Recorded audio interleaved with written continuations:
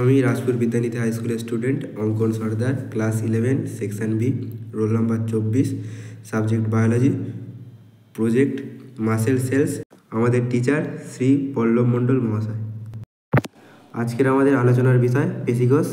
বিভিন্ন ধরনের প্রোটিন তন্তু দিয়ে গঠিত মেসোডার্ম থেকে উৎপন্ন সংশ্লিষ্ট অঙ্গের সঞ্চারণ প্রসারণকারী অংশকে পেশি বলে।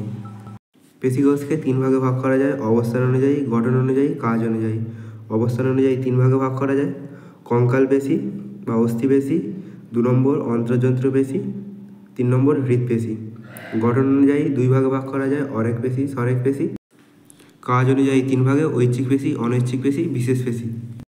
অস্থিপেশি বা সরেখ পেশি যে পেশিগুলি আমাদের দেহের বিভিন্ন অস্থির সাথে যুক্ত থাকে যাতে অনুপস্থ দাগ দেখতে পাওয়া যায় তাকেই অস্থিপেশি বলে। অস্থিপেশিকোষ একাধিক নিউক্লিয়াস দেখতে পাওয়া যায়।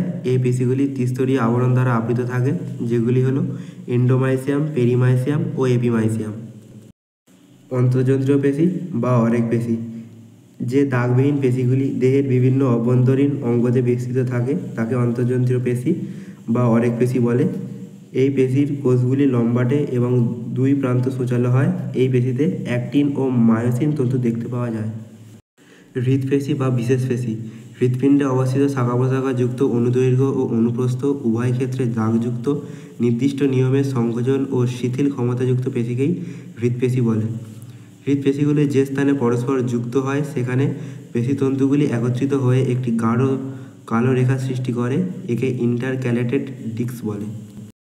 ঐচ্ছিক পেশি ও অনৈচ্ছিক পেশি যে পেশিগুলি প্রাণীরা স্বেচ্ছায় সংকুচিত করতে পারে তাকে ঐচ্ছিক পেশি বলে, এবং যে পেশিগুলি প্রাণীর ইচ্ছা অনুযায়ী নিয়ন্ত্রিত না হয়ে স্বয়ংক্রিয় স্নায়ু দ্বারা নিয়ন্ত্রিত হয় তাদেরকে অনৈচ্ছিক পেশি বলে।